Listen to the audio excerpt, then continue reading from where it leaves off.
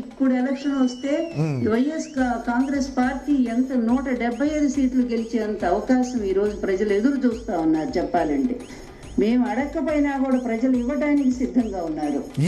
ఈ లంగా మాటలు మాట్లాడే గేరా వచ్చినాయి.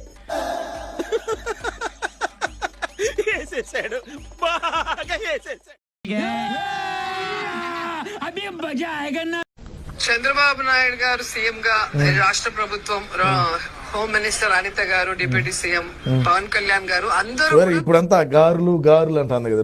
ఇంతకు ముందు పవన్ కళ్యాణ్, చంద్రబాబు, అనిత అది ఇది అనేది యాసార్ రాడ్డే అని అనుకునిందేమో.